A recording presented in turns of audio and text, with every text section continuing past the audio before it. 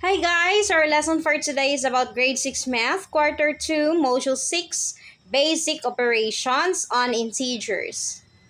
Sa lesson na to, pag-aaralan natin kung paano ba tayo mag-add ng integers, mag-subtract, mag-divide at mag-multiply ng integers.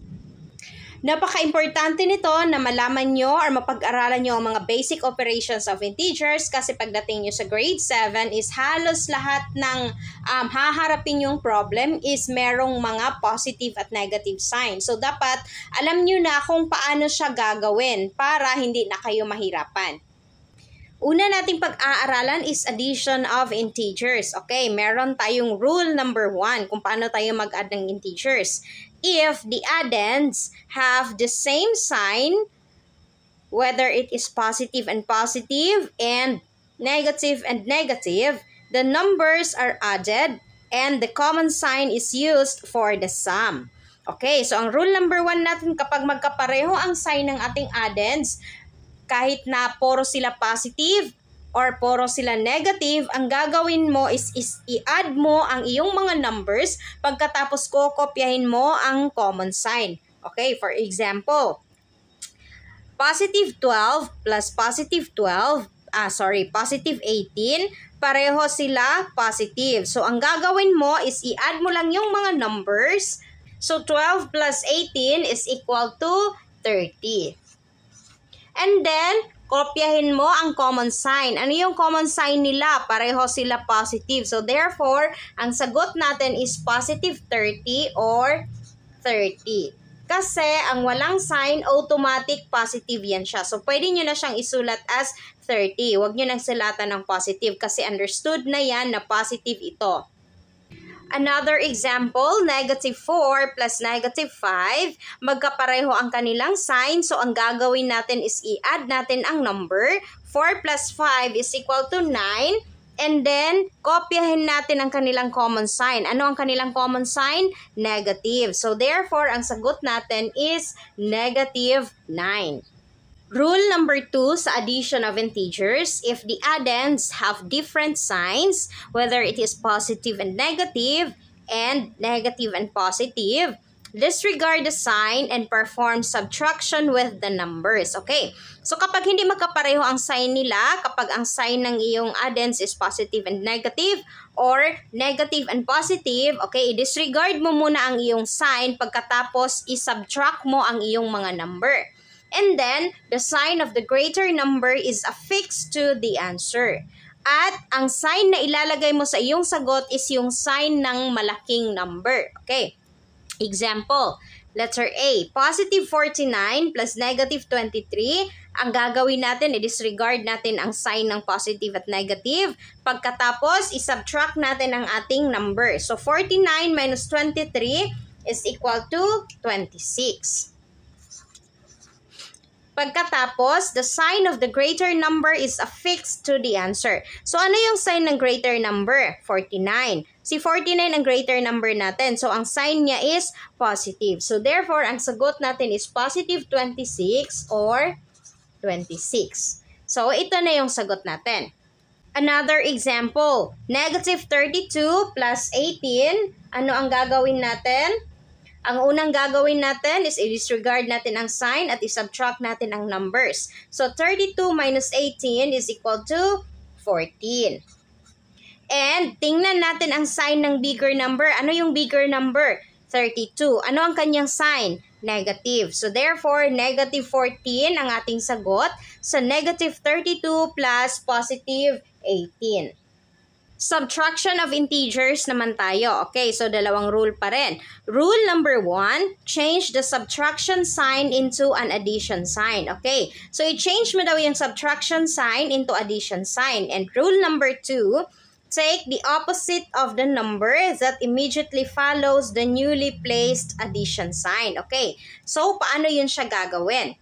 Ang rule number 1 natin, meron tayong example dito, 8 minus 5. So, ang gagawin natin kay 8 minus 5, i-change natin ang subtraction sign into addition sign. So, itong minus sign natin, gawin natin addition. So, magiging 8 plus 5. Okay, so 8 plus 5 kasi sabi dito, i-change natin into addition ang subtraction. And rule number 2, take the opposite of the number that immediately follows the newly placed addition sign. Saan ba ang sunod sa addition sign? Si 5. So, ano yung opposite number ni positive 5? Negative 5. So, gagawin nating negative si 5. Okay. So, first, ginawa nating addition ang subtraction. Pagkatapos, ginawa nating opposite si 5 into negative 5. So, ngayon, ang gagawin natin is proceed na tayo sa ating addition rule. Ngayon is i-add na natin siya. So, nakita natin positive and negative, magkaiba ang kanilang sign. Base sa ating napag-aralan kanina na kapag magkaiba ang sign ng i-add natin, i-subtract natin ang number. Pagkatapos, kokopyahin natin ang sign ng malaking number. So, 8 minus 5 is equal to 3. Ano yung sign ng malaking number? Si 8 yung malaki at ang kanyang sign is positive. So, therefore, ang sagot natin is positive 3 or 3. So, 8 minus 5 is equal to 3. Another example, 9 minus 12. Okay, so ang gagawin natin, gawin nating addition. And then, kukunin natin ang opposite ni 12. So, negative 12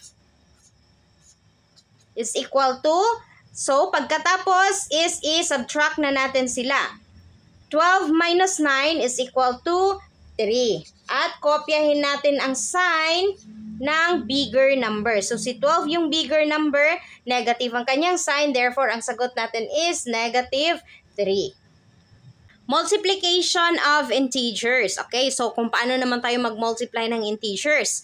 Rule number 1, if both factors have the same sign, positive and positive, and negative, the numbers are multiplied and the positive sign is affixed to the product. Kapag nag-multiply ka ng numbers na may magkaparehong sign, kahit na pareho pa yan siya positive or parehong negative, ang gagawin mo is i-multiply mo lang yung mga number tapos ang sagot mo is positive. Okay, example.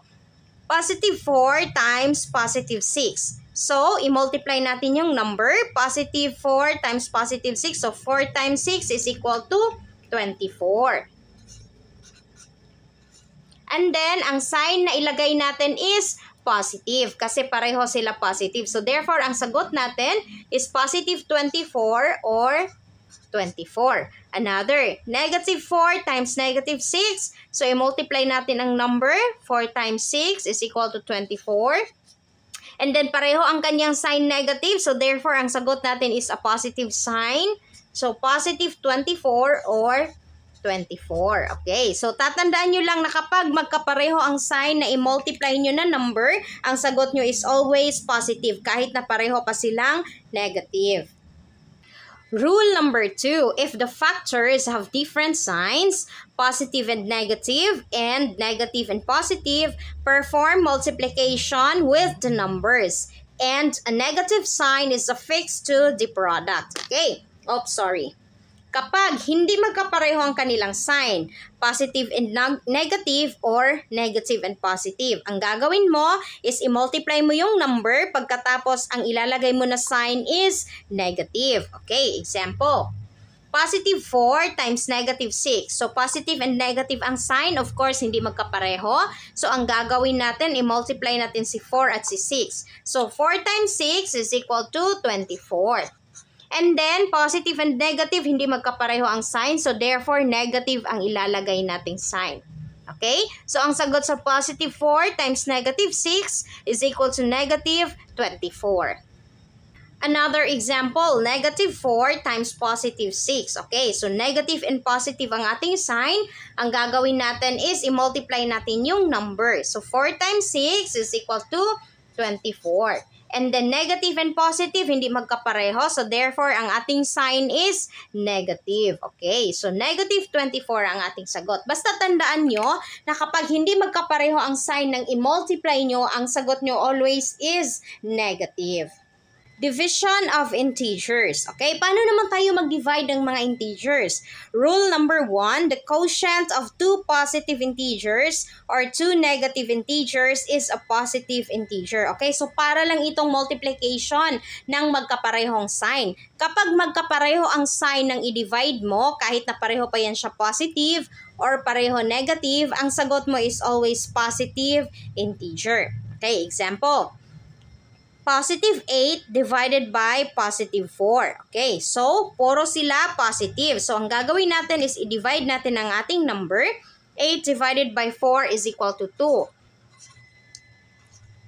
At dahil magkapareho ang kanilang sign positive, so ang sagot natin is positive or 2. Okay? So, another example, negative 15 divided by negative 3. Magkaparehong negative ang kanilang sign. So, i-divide natin, 15 divided by 3 is equal to 5. And since magkapareho ang sign nila na negative, so ang sagot natin is positive or 5. Okay? So, tatandaan natin na kapag magkapareho ang sign ng dinivide natin na number, kahit na puro pa yan siya negative or puro positive, ang sagot natin always is positive. Rule number 2, the quotient of positive integer and the negative integer is a negative integer. Okay, so para lang talaga itong multiplication. Kapag nag-divide ka ng integer na mayroong positive and negative na sign or negative and positive na sign, ang sagot mo is always negative kasi hindi magkapareho ang kanilang sign. Kapag hindi magkapareho ang sign ng iyong dinivide, of course, ang sagot mo is negative. Examples. Positive 8 divided by negative 4. So, positive and negative. I-divide natin ang ating number. Okay, so 8 divided by 4 is equal to 2. Positive and negative, hindi magkapareho. So, therefore, ang sagot natin is negative 2. Another, negative 8 divided by positive 4. So, negative and positive, hindi magkapareho again ang sign. 8 divided by 4 is equal to 2. And then, hindi magkapareho ang kanilang sign. So, therefore, ang sagot natin is negative 2. Ganito lang kadali ang basic operations on integers. Basta tatandaan nyo lang yung mga points na pinag-aralan natin. That's all for today's video, guys. See you in our next lesson. Bye, guys!